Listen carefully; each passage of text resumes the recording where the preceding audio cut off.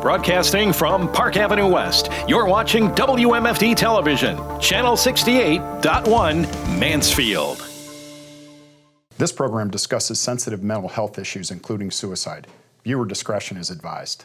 And she would write me or text me and say, I'm trying to be positive. I mean, she was working really hard to do that. So then, unfortunately, 5 days after the birth of Ella, we lost her. So, yeah.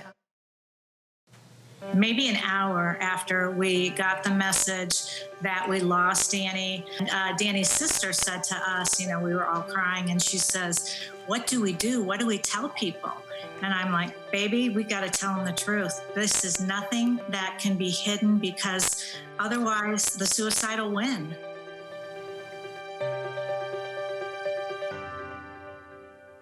We're not mental health professionals. This is just something that happened to our family. We direct people other places. And most important of all, I think, don't quit. Keep fighting. Keep living. Things will get better.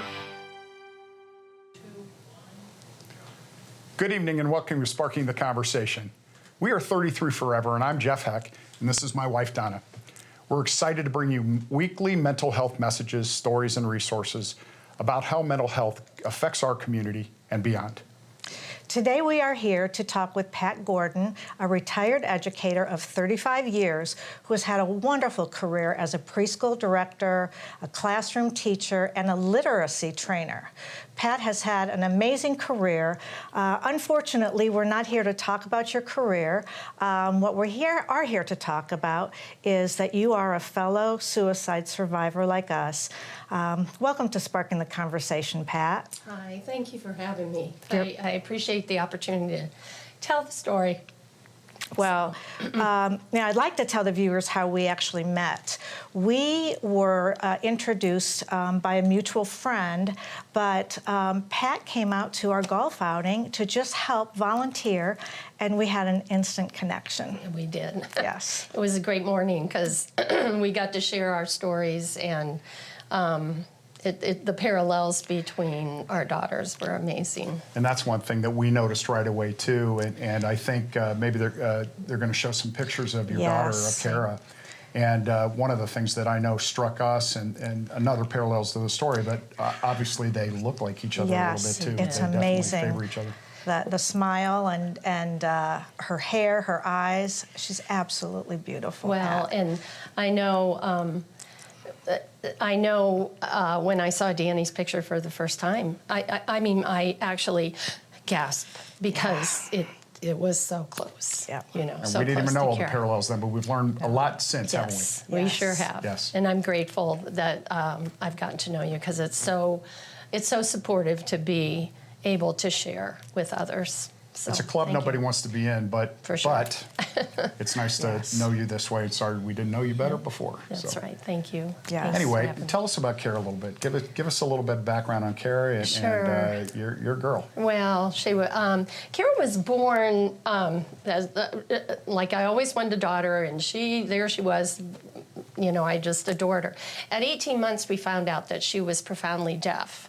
And so then that became sort of our journey. Yes. And as she grew, we sort of, at that time, chose for her a path of becoming oral and learning to speak. And she did, and was remarkable. And she could go anywhere and be with anybody, and she was like a little light.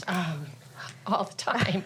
And one story that I love is we had gone to Disney World when the kids were little, and in the evening at the hotel, she was in the swimming pool playing. There were all these kids from Germany and other countries. Well, first of all, she, was deaf. She couldn't speak real clearly, but you could understand her. But they were having the best time just playing together, and that's the kind of kid she was. Everybody loved her, and she was just always amazing at what she could accomplish, because she went to regular school until she was 12, and then she went to a school for the deaf in Massachusetts. And then she grew. She went to college.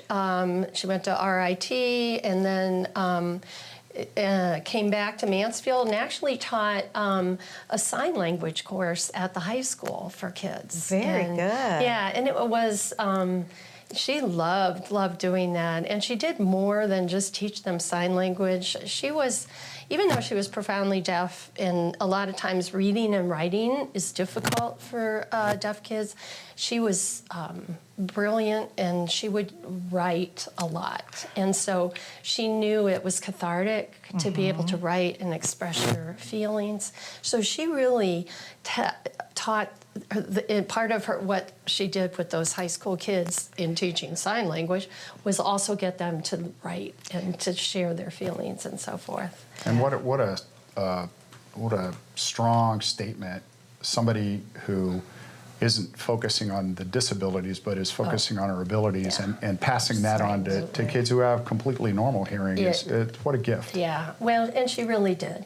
Not to say that it wasn't challenging for her. It was very challenging. And when she was about 13 or 14, she started, having some real anxiety and issues and anger issues. That only at home, though, pretty much, because then she'd go out into the world with her friends and everybody she knew how. I know you talk about Danny having a mask. Yes. Kira also had an amazing, you saw the smile, and that's that's how she was.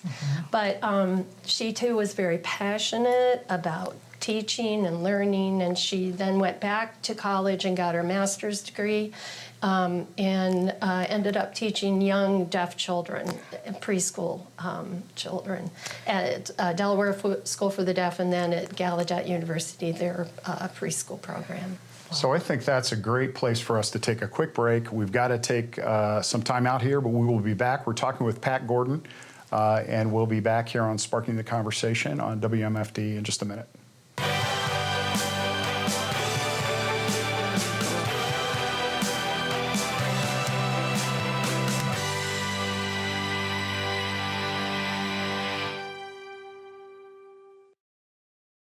The reasons to treat yourself to a frozen drink from McDonald's go on and on. Blue raspberry, wild cherry, and frozen Coke. Delicious.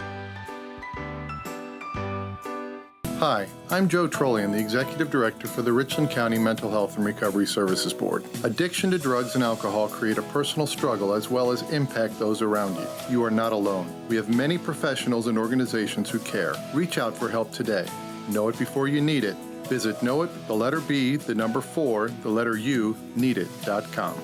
Brought to you by the Richland County Mental Health and Recovery Services Board, growing and preserving a legacy of hope and success within our community. Congratulations to the Ontario High School Class of 2021. The entire Ontario community recognizes your accomplishments and wishes you the best of luck for a bright future. Horton Construction, specializing in roofing, decks, windows, siding, and more, salutes the Ontario High School Class of 2021 and wishes them success on their next adventure. As they embark on a new and exciting chapter of their lives, WMFD joins Horton Construction in saluting the Ontario High School Class of 2021. Attention homeowners. Are you behind on your mortgage payments? Is the bank threatening to take your home? Is your home worth less than you owe? If you answered yes to any of these questions, then you need to call this number right now. It won't cost you anything to find out if we can help you. We are the Mortgage Defense Line, and we can help you save your home. Don't wait. Call right now. Call 1-800-970-8640. That's 1-800-970-8640. Hi, everyone. I'm Larry Stein. We're always looking for new ways to cover stories in North Central Ohio. You can help us, too, by sending us news tips, some story ideas, pictures, or videos right to our newsroom email. Just send us your tip to newsroom@WMFD.com. This program discusses sensitive mental health issues, including suicide. Viewer discretion is advised. Welcome back to Sparking the Conversation. Tonight we're here with Pat Gordon. She is a fellow suicide survivor who lost her beautiful daughter, Kara, to suicide when she was 35 years old. The stories you're telling us, Pat, she sounds like an amazing, incredible woman. She was. I mean, she truly was. And I guess that's what's so hard, too, when you think about that she had this constant inner struggle going on because she would be so open and friendly and fun, but yet down inside, she had a lot of anxiety and anger that she had to work out. You talked about that maybe first showing up in her earlier in her teens. Yes. What kind of take us through her mental health journey? Yeah, well, about 13 or 14, I sort of pushed her into doing some counseling just to try to work out some things. That's when she was living in Massachusetts, going to this residential deaf school where she wanted to go. And then she came home, and when she was 16, she came back and went to school, high school here, and she made her first attempt when she was 16. So she was hospitalized here, and then, you know, we thought, you think, oh, you know, we'll get past this, and, you know, she continued with counseling and so forth. And she had a mask, didn't she? A yeah, mask. oh, absolutely. That's how Danny did it, especially at that age, too. Where she's like, I'm better. She hid, yes. She knew how to hide and deny and so forth and put on, because I think truly they don't want to feel the way they're feeling. So they're trying really hard not to. But then I think sometimes it just, it takes over. And then it was not until we lost her at 35 that her roommate told us from college that she also had another attempt during college, of which we were unaware of. Again, another parallel. We learned the same thing after we lost Annie. We learned that she'd had an attempt we didn't know about in college. Same exact kind of story. And I don't think unusual. So right. Yeah, that's my understanding, that many do have multiple attempts. And so, what was her methodology for coping during those periods of time? How did she try to take care of herself in the afternoon? Well, once she, after she went to college, she started exercising and running a lot, and there was a really period of time that I think it was probably she was most healthy, because she was running a lot. She was living in Washington, D.C. at this point, and loving it, and I just thought things were looking up. And she got pregnant at that time when she was in D.C. She got married, and soon after the wedding, she became pregnant. And honestly, almost right from the beginning, I think she was so afraid. She had been medicated too, by the way. Okay. When she was in her 20s, she finally found a really good psychologist that she was working with, and she was medicated. As soon as she found out she was pregnant, she went off her medication against the advice of her physician, or the doctors. But she was so afraid that something would be wrong with the baby, and she didn't want to hurt the baby. Plus, she was physically sick entire pregnancy. So it. Yeah. Lots of tough challenges in those pregnancies. And I think it's important for our viewers to also understand that there are medications that pregnant women who have some pre-existing problems they can take, and it's safe, and it is safe for the babies. Again, you got to do that in conjunction with your physician, with your obstetrician, but it's absolutely possible. So. Yeah, and she was to the point where she was hiding, or she was saying she was taking the medication, and wasn't, and so that it sort of goes along with the whole, I'm hiding what's really going on with me. Yes. Yeah. And you didn't get to see her every day, so you couldn't tell the day-to-day as... And that's another hard thing. Yes. But, she was pregnant. She was, trying to look forward to the future in caring for this child. She was. And, I mean, it was a dream come true for her to have, and found out it was a girl, because she was sort of a geriatric pregnancy as such. And so they did the genetic testing. And she was absolutely thrilled. But she was so afraid that something was going to be wrong, that she would have caused some kind of something be wrong with the baby. So postpartum depression is something, you think about it being after the pregnancy, but there's a lot of women who have anxiety, depression, and those kinds of symptoms during pregnancy. Obviously, that was Kara's story. It was. I mean, she couldn't find the little joy. We would have conversations just constantly about focusing on Ella and making sure, and she couldn't, it was so hard for her to wrap her head. And then she would write me or text me and say, I'm really trying. I'm trying to be positive. I mean, she was working really hard to do that. So then, unfortunately, 5 days after the birth of Ella, we lost her. So, yeah. You know, what a tragic story. We're so sorry. We didn't even say that at the beginning. It's the loss of a child at that time when everything was so exciting with having the baby. And did you see the signs of her trying to reach out at the end? Because looking back, we did see a few things with Danielle. Just wondered your feelings on that. She was, I can't say she was reaching out somewhat. That summer, I mean, her husband had called, the summer before, Ella was born in September, and we lost Kira on October 4th. And but that summer, her husband had called me and said, please come out. I don't want to leave her alone, because he knew even that summer that she wasn't doing well. But then I think they just thought with the baby that, you know, but then Ella had to go under the lights. You know, there were things that were complicated while they were still in the hospital. Right. I don't mean to take a break. This is just so touching, but we're going to take a minute break to go ahead and share some messages, and stay with us when we're talking with Pat Gordon and talking about postpartum depression and suicide.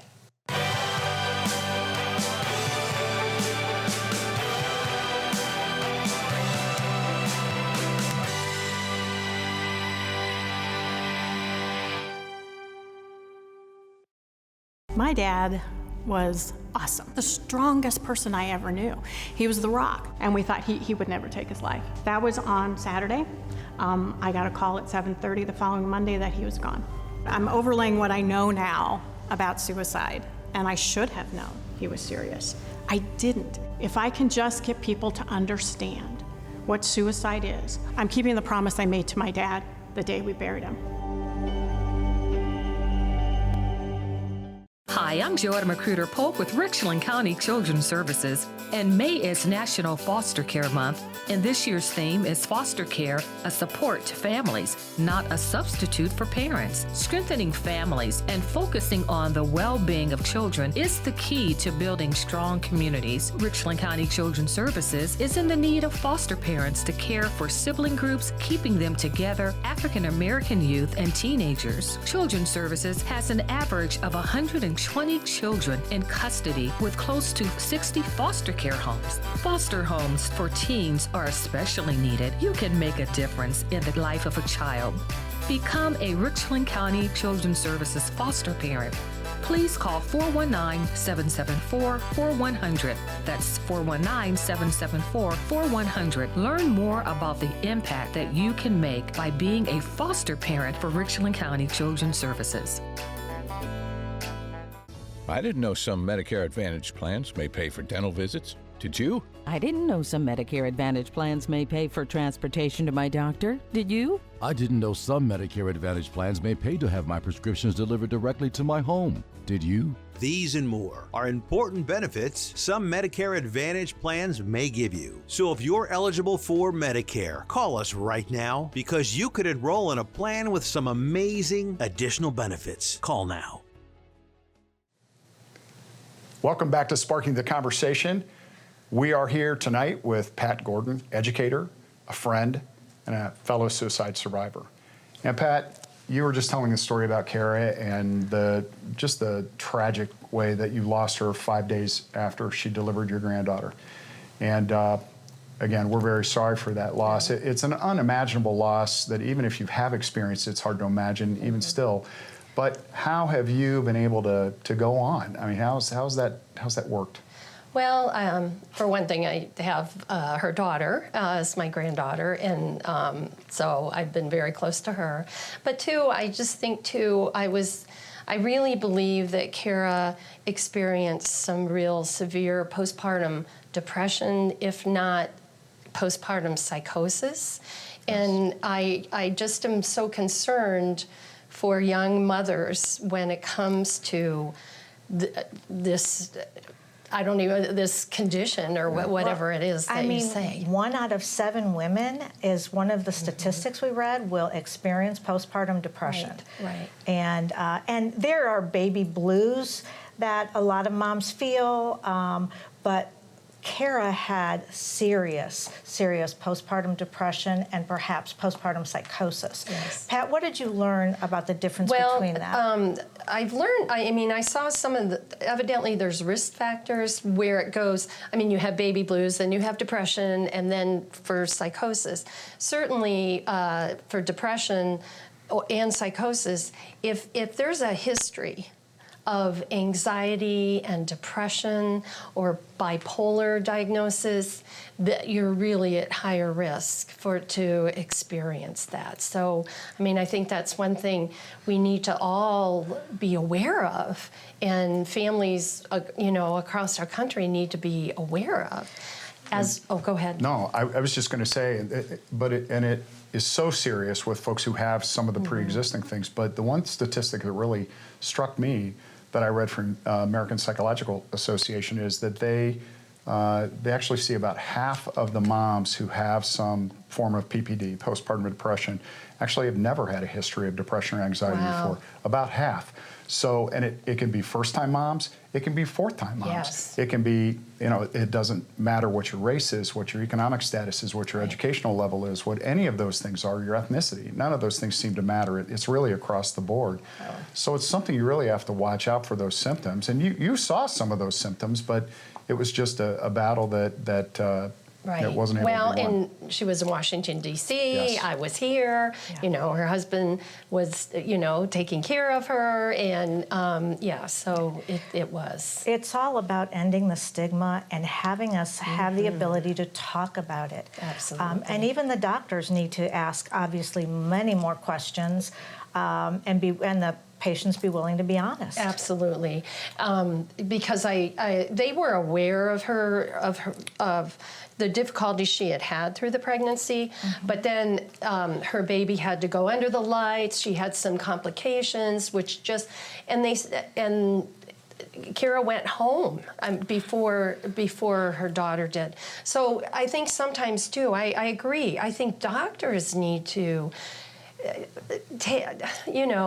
be more aware of the seriousness of this. And I think it also shows, as family members, we can all do the what ifs, and I'm sure you have, like we have, but the thing I think that's so important is the spouses and the significant others and the other family members need to be aware, and they need to push for help too, because there is care out there. There is a way to get through this. Right. And a lot of it's about care. And again, you have a patient or a person like Kara who didn't want some of that care because she was concerned. They just need to be educated and know what is safe for that baby and for the mom. Exactly. We are going to be having in a few more episodes a psychologist as well as another woman who suffered postpartum depression and how she got through that. So we truly appreciate you being here, opening up the conversation about something so serious, so sad, and the hope that you've given is just to other young women to just get the care that they need. Well, and what you guys have done is amazing, truly amazing. So I thank you for taking the lead on this. We appreciate that. The one thing I guess we'd like to leave with, that we always like to kind of leave with, is you're a survivor. You lost your girl, but do you have hope about getting on top of this problem? I do. I've always tried to, in a rainstorm, trying to find the silver lining, and so that's sort of how I live my life, and so that's part of why I want to become more involved too in getting this and giving hope to others. We don't want anybody to join our club, do we? We do not. Ever. No.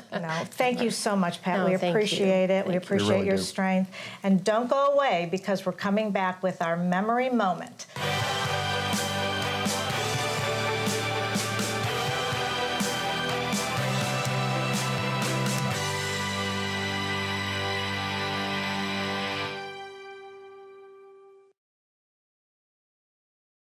33 Forever was founded by the family and friends of Danielle Leedy.